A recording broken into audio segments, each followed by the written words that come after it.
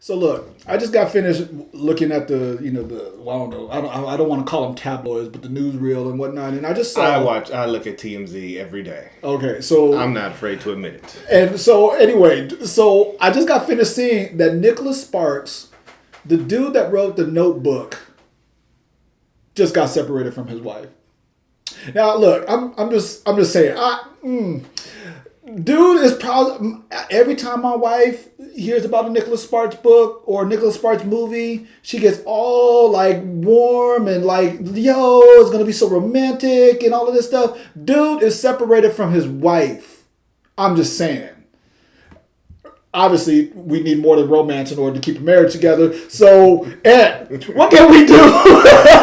What can we do? Give me your resume and we go. How long you been married? I've been married for. Why are you gonna do it on camera? First of all, wait a minute. We discussed what we were gonna talk about. Asking me how long. I'm sorry. I just thought it was going to give you validation, but if not, man, okay. We'll be celebrating 8 years this year. 8 years. I think that's good. That's good, especially today's society. I mean, shit, you make it out the first year. Look, it's just we got married on a September, so when the year changes, I start doing the subtraction, and then I'll be like, oh wait, is it 7 or 8? Because it's a weird thing. But anyway, so one of the things we said was, the key to staying married. Now that we know that being romantic and doing the Notebook-esque type stuff may not necessarily be the key, I'll tell you, for me, the key to staying married, and I'm not saying nothing to y'all that my wife don't already know, but one, keep your ring on your finger. No matter where you go, no matter what you do, you keep the ring on the finger. Number two, you go home every night. You sleep in your bed next to your partner every night. Now, the key to this is, if you keep your ring on your finger and you go home every night, it's a whole lot of decisions that you're not going to go through with because you know your ring is on and you going home that night. Yeah.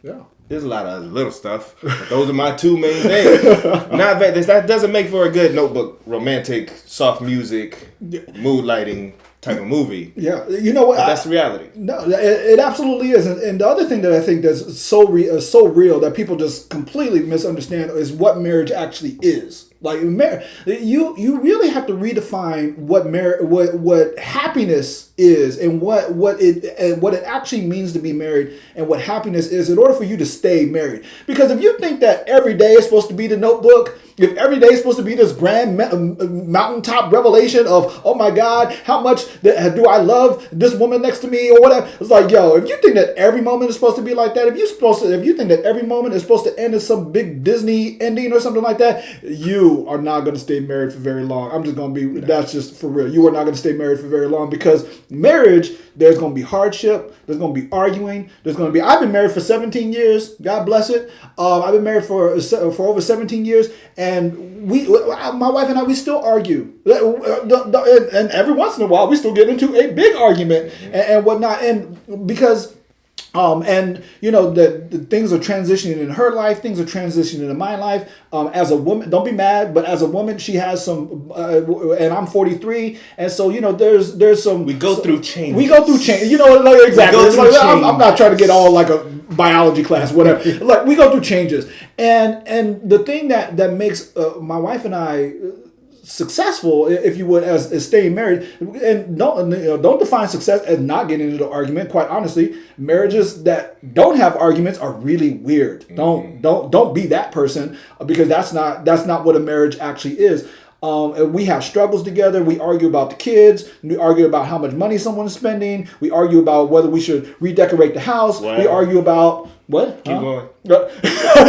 we argue about we argue about all of this stuff, and yet at the same time, we find incredible joy with each other. When we're doing, when we're watching movies, we go out to dinner every once in a while. We have our date night. That's once a week now, if that. We have date night once a week when it's not hockey season, because my son and my daughter, they play hockey, and so.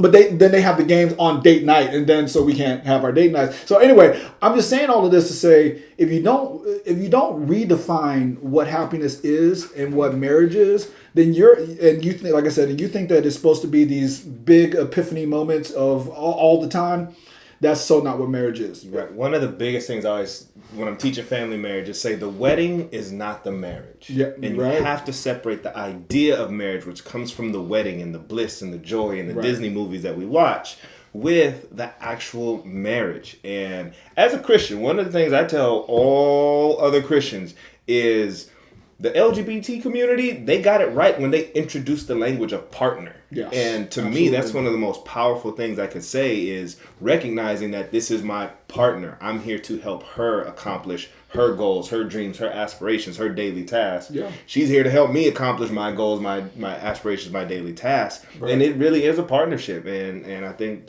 Bruce, you said it right. As we go through changes, we have to sort of find who they are again as they're finding out who we are again. And, Absolutely. And this is very kind of notebook-esque. Yeah. Well. But this part is. You have to fall in love with your partner over and over and over again. You do. Sometimes you look at your partner and be like, I don't know you. Wait, when did you become that? And do those things. So Straight up, my wife needs to remind herself on a monthly basis that I'm Dr. Bruce Hoskins now. Because when we met, I was not Dr. Bruce Hoskins. I was frying chicken at Popeyes. Yeah, that's who I was. I was frying chicken at Popeyes. That's when she met me. And so every once in a while, when I talk about race and ethnicity or something like that, she's like, well, how do you know that? It's like, I did my research. This is who I am. yeah. You change and you fall in love all over again. That's true.